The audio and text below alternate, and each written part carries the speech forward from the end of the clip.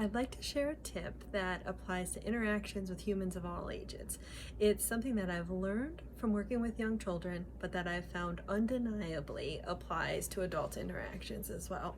So the tip is this: compliment publicly, but correct privately. In my work with young children, I found that there needs to be a really significant ratio of positive interactions to corrective interactions in order for the relationship between the child and the adult to remain positive. Typically, I learned that there need to be at least 4 positive interactions for any corrective or perceived negative interaction.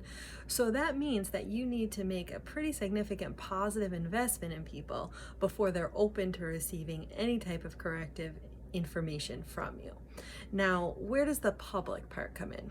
Well, if you've ever been on the receiving end of one of those reply all emails where someone points out that you made a typo or that you made an error, or worse yet, proceeds to really give you corrective feedback about ways that you need to do things differently, you know that it does not feel good to receive that information in a group of peers.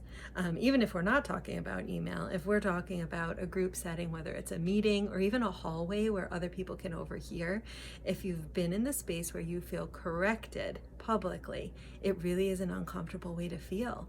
I'm sure you can even probably reflect back to your experience as a child. If you were ever reprimanded or scolded or even just felt that you were by your teacher in a classroom setting, you know that that does not feel good. So considering that we know that all growth and development happens within the context of a relationship, it's really important that that relationship and all of the interactions that go into it, that the interactions are positive, that they're respectful, and that they're never petty. And truthfully, if you are correcting someone publicly, it can feel petty, whether you mean it that way or not. So I would suggest that if you generally use the rule that you correct privately, but you compliment publicly, that ratio is always going to be in balance.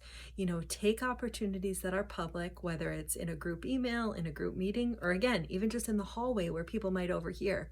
Use those opportunities to highlight positive behavior, to express gratitude, to acknowledge that someone is engaged in a behavior that you want to see more of. I saw something recently that described teachers as basically a great big yellow highlighter. Whatever you're drawing attention to, that's what people are paying attention to. So if you're highlighting positive behaviors publicly, chances are you're making a really good, positive, respectful investment in your relationship.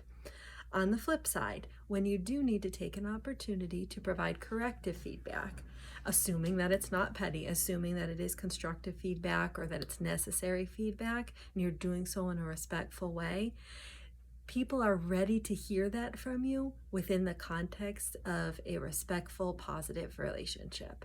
So pay attention to the type of feedback that you're giving publicly and the type of feedback that you're giving privately. Save those private opportunities for the corrective feedback, and chances are that the investment in the relationship will pay off over time.